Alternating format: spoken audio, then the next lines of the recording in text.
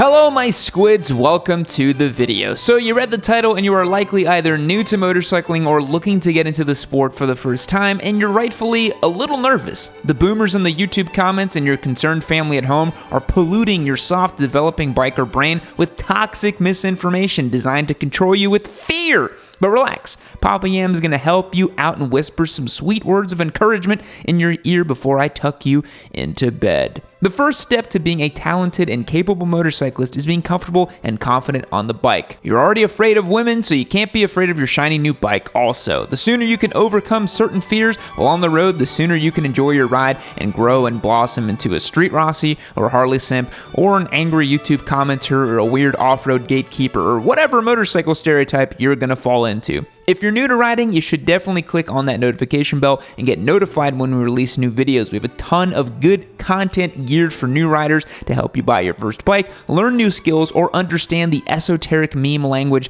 that permeates the motorcyclist culture. Before we get started, we have to shout out today's video sponsor, us. I'll talk more about our community later in the video. Without further ado, here are the top 7 untrue motorcycle fears. We'll get the big one out of the way at the top. The first untrue motorcycle fear is the big one, the fear of crashing. If you ride or are going to ride a motorcycle, you've likely heard it before. Something along the lines of, it's not if you crash, it's when you crash. And that kind of is a little messed up. With that sort of self-defeating thinking, you're accepting the fact that you're going to crash instead of taking the proper precautions to mitigate risk and avoid the instance entirely. Plenty of people have been riding for a long time and never had a layer down. That's not to say they never will, but let's think about it statistically. If someone has been riding for 4 years and takes the bike out an average of 3 times a week, that is 624 rides. Even if they went down once in that time, that is a 0.16% chance of crashing while on the bike. With those odds, you've got a better chance of getting laid on bike night.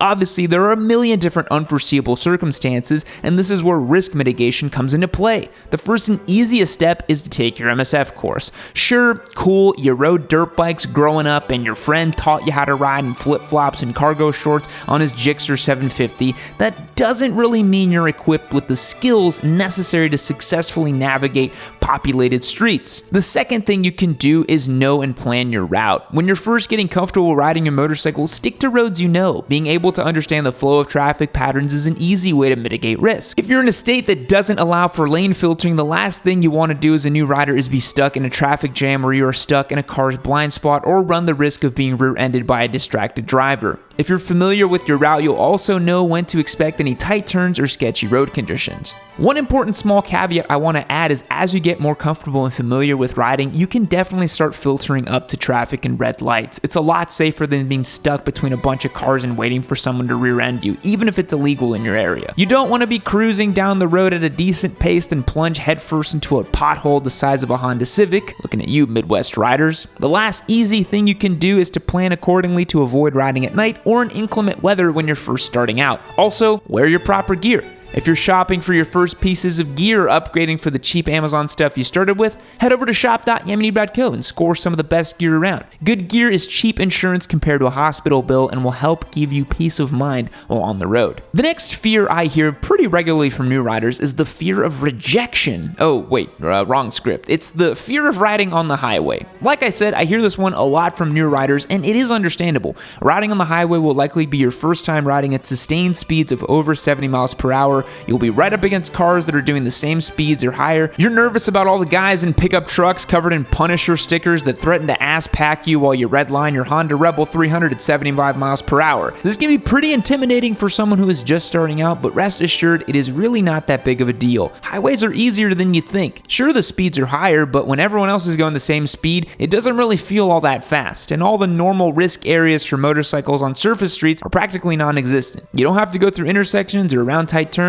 You'll mostly be going in a straight line or around big sweeping turns that won't put you anywhere near the side of your tire. Plus, highway on-ramps can be fun for a squid. They're one of the few times where you're just permitted to go wide open throttle so you can quickly get up to highway speeds. Highway riding isn't as scary as a new rider might think. If anything, it is just a little boring. Have you ever felt lost or alone? Afraid of what might happen if you push your Turbo Busa to its limits in your first 6 weeks of riding? Has your predilection for satire and motorcycle content started to negatively affect your relationships with your family? Well, Well, we are here to help. There is no better place to look for support than our community over at YamiNoob.co. There you can get access to our Discord server, where members will be more than happy to help alleviate your two-wheel terror. Plus, members get some cool perks like exclusive discounts, access to our twice-a-week live streams, the opportunity to contribute content during the Yamcast, and more. But the biggest granddaddy perk of them all, by signing up, you will be entered to win one of our giveaway motorcycles. We have 4 different motorcycle sweepstakes going on right now, and you will automatically be entered to win by joining up over at YamiNoob.co. Go check it out and see which tier option is right for you. For as little as $5 a month, you can come join the Yami family. Yamily family? Yami family? I don't know, whatever. YamiNoob family, you get it. YamiNoob.co, go check it out. The next motorcycle fear that you shouldn't really worry about is the fear of damaging your motorcycle. It is understandable. You want to keep your new bike in pristine condition for as long as possible. I mean, you saved your allowance for 15 years to pay for it, but at the end of the day, you gotta get your money's worth and ride the damn thing. Old heads will say stuff like, it's a tool, not a jewel, and they talk about clapped out pickup trucks, but the same thing can be said for motorcycles. They're meant to be ridden, they need to be ridden. They want to be revved out mercilessly and ask for very little in return. If you're buying a newer motorcycle that is in sound condition, don't be afraid to thrash on it a little bit. Safely, of course. Motorcycles are super simple machines with regular maintenance should last a long time. If you change your oil regularly, keep your fluids fresh and clean, and abide by any necessary valve adjustments when applicable,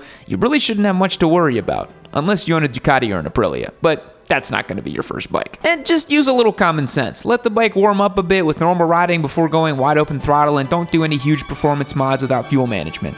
Motorcycles are meant to be ridden, and you don't want to spend a bunch of money on a garage princess because you're afraid to do anything to it. With common sense and regular maintenance, there is no reason your motorcycle should blow up. And if it does, just buy another one. Come on, do it. I frickin' dare you. And then one day you'll end up like your sweet Papa Yam, where I own 5 totally clapped out weird bikes that all have bad things on them and are kind of beat up and blah blah blah, but hey, that's the fun of it. Another fear that haunts the minds of new or less experienced riders is the fear of riding off-road. But you'll say, Yam, the laws of physics that help keep a rubber motorcycle tire planted on the pavement don't apply while on the dirt. And that has me scared for my life. It's unpredictable and I'm probably gonna die.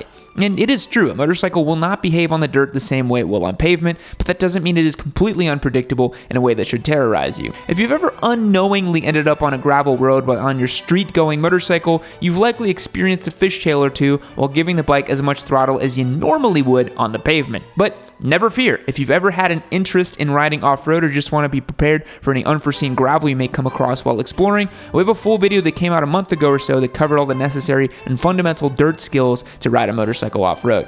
In short, here are a few things to remember while riding off-road. Control your throttle to avoid losing traction. This can be done by slipping the clutch in the friction zone when necessary. Second thing is stand up a little bit. Standing up will allow you to counterbalance your weight on your motorcycle and increase the contact patch between the tire and the ground and maintain traction during turns in the dirt. But if you want to learn more about riding off-road, check out that video. The point is, you shouldn't be afraid of riding your motorcycle down a dirt road. Similarly to driving on the street, if you take the time to learn the fundamentals and practice safely, it can be a rewarding experience in your motorcycling journey.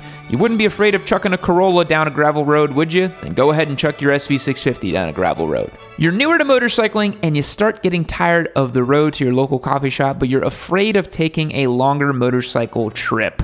Never fear, with the right amount of planning, you can be well equipped to safely crush some miles on your motorcycle. The first thing you're going to want to do is plan your route. Don't just hop on your hog and punch an address in your GPS and go. That's a one-way ticket to riding in a straight line on the interstate for hours. Make sure you look closely at your route. Try to modify it to cover roads that have some fun twists or interesting scenery to gain an idea of what to expect on your way. You don't want to end up in a traffic jam because you didn't think to notice your route took you right past the event center downtown that's hosting the furry convention. Once you've got your route planned, make sure to pack accordingly.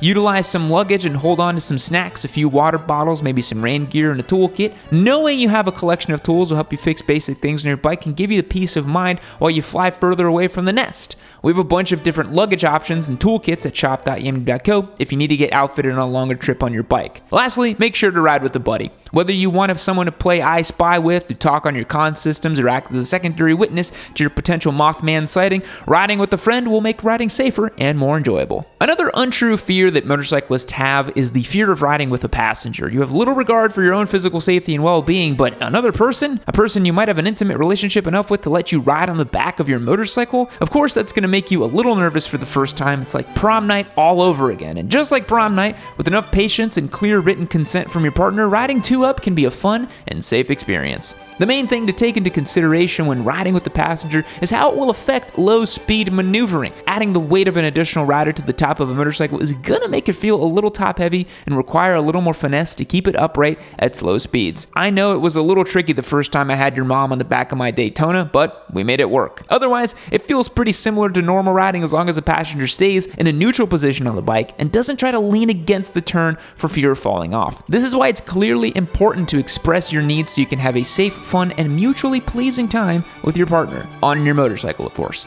If you're new to riding, you may have not even considered this yet, but something that more seasoned ridings think about is the fear of getting bored. If you've spent a few years riding motorcycles, it can start to feel like you're getting diminishing returns with the time and cost of owning a motorcycle and the amount of fun you have while on the bike. The last thing you want to do is start pushing your limits on the street while you chase that rush. Idle hands are the devil's workshop, and for motorcyclists, that means reckless behaviors like putting a turbocharger on a Hayabusa. So here are a few ways to stay engaged and not lose interest in motorcycling. The big one for wannabe street Rossis is track days. Invest in a suit, learn how to track prep your bike, and spend some time exercising those demons safely on a racetrack. Or learn how to ride off-road, get into enduro trail riding or motocross, or maybe both. You could take some long adventures on your bike. You don't need to go full 80V spec rig to take a motorcycle camping trip with some friends. With enough bungee cords and rock straps, you can make any bike work. Changing your perspective on motorcycling will help keep you engaged and remind you that the sport is vast and extends far beyond the reaches